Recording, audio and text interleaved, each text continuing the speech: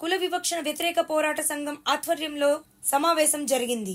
అనంతరం జిల్లా ప్రధాన కార్యదర్శి మాట్లాడుతూ 1996 సెప్టెంబర్ 2వ రోజున ఆత్మగౌరవ సమానత్వాల కుల నిర్మూలన అనే అంశాలపై పోరాటాలు చేసింది. నిరంతరం సామాజిక పోరాటాల్లో ముందుంటుందని, దళితులకు మా ఎకరాల భూమి శ్మశాన వాటిక, 1234 జీవో, గుడిలో ప్రవేశం అందరికీ 200 యూనిట్లు ఉచిత విద్యుత్తు మొదలగు అంశాలపై చట్టాలు తెచ్చేంత వరకు పోరాటం చేసి జస్టిస్ పున్నయ్య కమిషన్ సాధించుకోవడం జరిగింది. నవపేట మండల కేంద్రంలోని పత్రికా విలేకరుల సమావేశంలో కుల వివక్ష వ్యతిరేక పోరాట సంఘం జిల్లా ప్రధాన కార్యదర్శి కొండగంగాధర్ మాట్లాడుతూ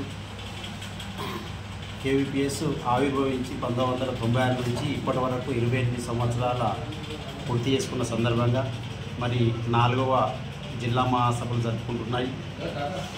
కేవీపీఎస్ ఉద్దేశం ఏంటంటే ఆత్మగౌరవము, సమానత్వము, కుల నిర్మూలన అనే అంశాల మీద పోరాటం చేస్తూ ఉంది.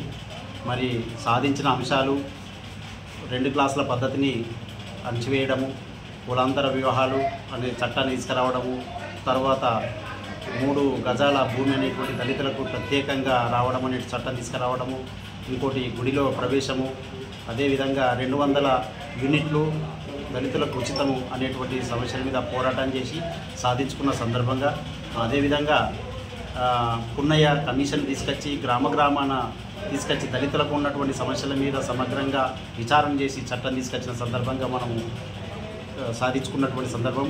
అంతేకాకుండా ఇప్పుడు జరుగుతున్నటువంటి వీడీసీల దౌర్జన్యాలకు వ్యతిరేకంగా చట్టపరంగా తీసుకురావాలనే ఉద్దేశంతో పోరాటం చేస్తూ ఉన్నది.